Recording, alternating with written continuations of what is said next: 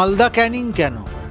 খোদ কলকাতাতে জঙ্গিরা এসে স্থান নিচ্ছে।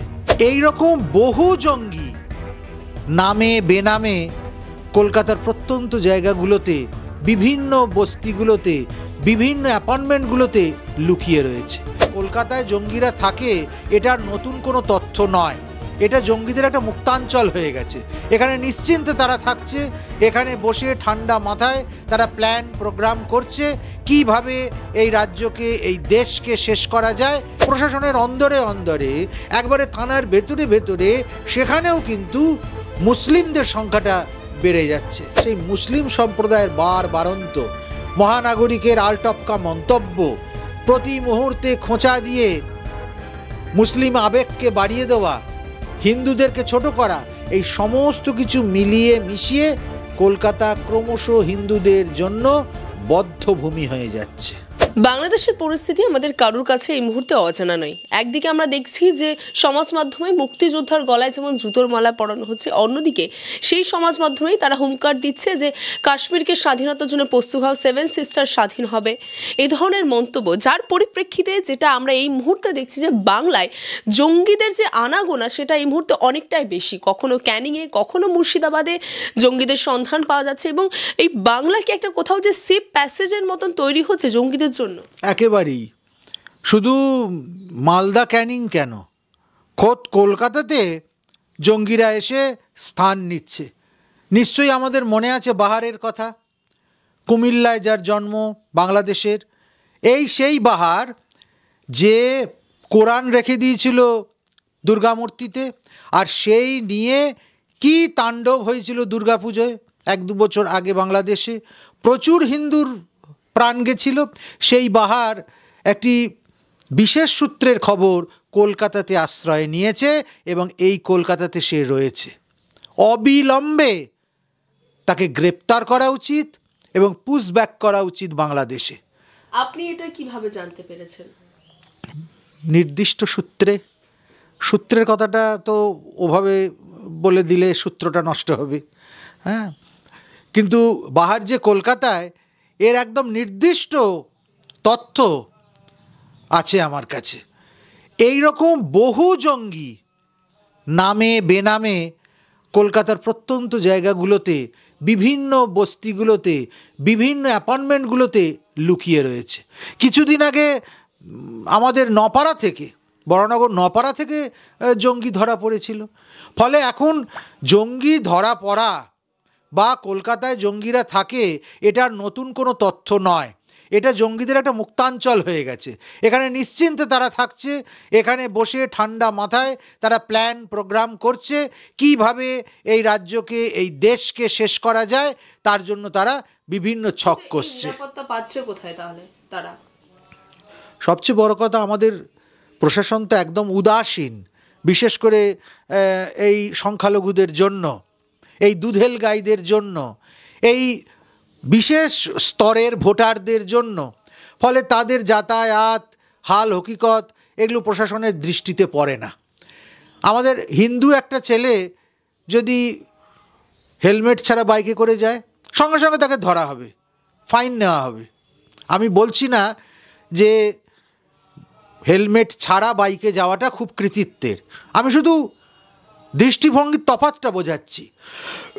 আর তার পাশাপাশি 3-4জন করে মুসলিম ছেলেরা কেবলমাত্র মাথায় সাদা টুপি দিয়ে পুলিশের নাকের ওপর দিয়ে চলে আসছে। পুলিশের হিম্মত নেই তাদেরকে কন্ট্রোল করে, অন্তত তাদের ডেকে দুটো ধমক দেয়। এই অবনতিটা কোথা থেকে হলো? এই দুর্বলতাটা পুলিশের ভেতরে কোথা থেকে ঢুকলো? আর সেটা কিসের দিকে ইঙ্গিত করে? স্বভাবতই, কারণ আমরা দেখিনি যে যারা সিভিক ভলেন্টিয়ার তারা কত জায়গায় ধর্ষণের সঙ্গে জড়িয়ে পড়ছে, তারা বিভিন্ন রকম আইনি জটিলতা তৈরি করে ফেলছে, বিভিন্নভাবে উস্কানির সঙ্গে তারা যুক্ত হয়ে যাচ্ছে। প্রশাসনের অন্দরে অন্দরে, একবারে থানার ভেতরে ভেতরে, সেখানেও কিন্তু মুসলিমদের সংখ্যাটা বেড়ে যাচ্ছে। স্বভাবতই মুসলিম জঙ্গিদের কাছে পশ্চিমবঙ্গ, বিশেষ করে কলকাতা শহর একদম নিশ্চিন্ত নিরাপদ একটা শেল্টার। জানে এখানে একবার এসে পড়তে পারলে খাওয়া পড়া নিরাপত্তা কোনোটার অভাব হবে না। মহারাজ, আপনি যার পরিচয় বললেন যে তিনি এখানে আছেন, আপনার কাছে তথ্য অনুযায়ী তিনি এখানে মানে কবে থেকে আছে? যবে থেকে বাংলাদেশের সমস্যা শুরু হয়েছে, না এই ইতিমধ্যে জঙ্গি সমস্যা শুরু হওয়ার পর থেকে? না, যবে থেকে নতুন সরকার, অন্তর্বর্তীকালীন এই সরকার সেখানে এসেছে, সেই সময় থেকে এই বাহারও এসে কলকাতাতে তার শেল্টার নিয়েছে এবং এইখানে থেকে সে তার সমস্ত জঙ্গি কার্যকলাপ পরিচালনা করছে। এটাই সবচেয়ে বিপদের ব্যাপার, সবচেয়ে ভয়ের ব্যাপার।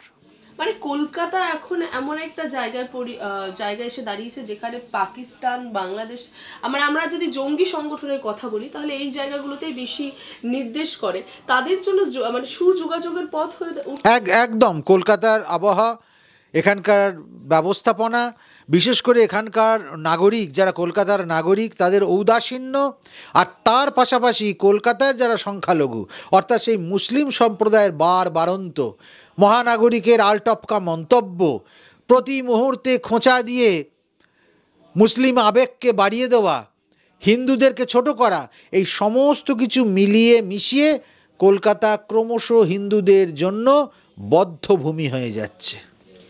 মহারাজ, এই প্রসঙ্গে আরেকটা প্রশ্ন, যে বাংলাদেশে ইতিমধ্যে আমরা জানি যে নির্বাচনের সময় বলা হয়েছে আগামী বছরের শেষের দিকে বা তার পরবর্তী বছরের শুরুর দিকে, এবং এই পরিপ্রেক্ষিতে এবার ইউনূস সরকারের বিরুদ্ধে গণ অভ্যুত্থানের ডাক দিচ্ছেন বিএনপির তরফ থেকে। এটা কি আদৌ কোনো কিছু কার্যকর করতে পারবে? কারণ তাদের সরকার তো পড়ে গেছে অলরেডি। বিএনপি এটা সমস্ত কিছু একটা বৃহত্তর চক্রান্ত। ইউনূস, বিএনপি, মৌলবাদী বিভিন্ন সংস্থা, এরা সমস্ত মিলেমিশে এদের টার্গেট হচ্ছে ভারত। এরা ছোট বাচ্চাদের শেখাচ্ছে ভারত বিদ্বেষ, এরা ছাত্রছাত্রী, শিক্ষক শিক্ষার্থীদের বিচার করছে ধর্মের ভিত্তিতে, এরা ব্যবসায়ীকে নিয়ন্ত্রণ করতে চাইছে ধর্মের ভিত্তিতে, এরা আমদানি রপ্তানি, স্ত্রীলোকের মান মর্যাদা, তাদের স্বাধীনতা নিয়ন্ত্রণ করতে চাইছে ধর্মের ভিত্তিতে। ফলে এই রকম একটা অন্ধ, এই রকম একটা প্রচণ্ড বিপজ্জনক দেশ, জাতি, বিশেষ করে ইসলাম ধর্মের এই ক্ষুদ্রতা, এটা সারা পৃথিবীর জন্য অত্যন্ত ক্ষতিকারক, ভারতবর্ষের জন্য তো বটেই। কিন্তু বিএনপির এই পদক্ষেপকে কি বলবেন? কারণ কোথাও দেখা যাচ্ছিল যে শেখ হাসিনার মানে শাসনের পরেই যখন ইউনূস সরকার ক্ষমতায় আসে, বিএনপি কিন্তু প্রথম থেকে সেই সাপোর্টটা দেখিয়ে এসেছিলেন তারা। আসলে বিএনপিও চাইছে যে ইউনূসকে হটিয়ে দিয়ে এইবার সে নিজে চলে আসতে।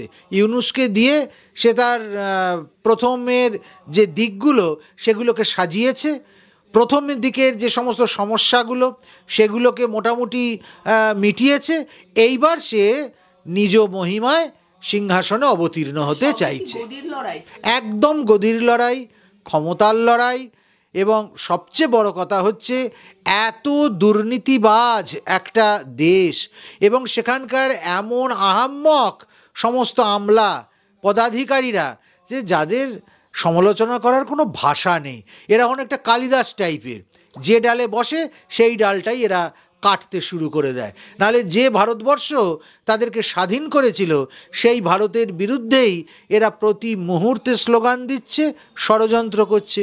যে শেখ মুজিবুর রহমানের হাত ধরে আজকে বাংলাদেশ স্বাধীন হয়েছিল, সেই শেখ মুজিবরের মূর্তির ওপর তারা প্রস্রাব করছে, জুতোর মালা পরাচ্ছে, মূর্তিটাকে ভেঙে ফেলছে। ফলে মুক্তিযোদ্ধাদের গলায় মালা পরাচ্ছে। এদের আচার আচরণ মুক্তিযোদ্ধাদের প্রতি হঠাৎ করে বেরিয়ে আসা তীব্র ঘৃণা, এই সমস্ত একটা কৃতঘ্ন জাত, একটা আত্মবিস্মৃত জাতিকেই আমাদের সামনে তুলে ধরছে। এর কোথায় মুক্তি, এদের কবে মুক্তি এবং কি পরিণতি, ইতিহাসের পাতায় সেটা লেখা হয়ে থাকবে। আমরা কিন্তু বেশ বুঝতে পারছি যে এভাবে একটা সভ্য দেশ, একটা গণপ্রজাতন্ত্রী দেশ চলতে পারে না। বাংলা হান্টের আরো খবর দেখতে নজর রাখুন। বাংলা খবর মানেই বাংলা হান্ট।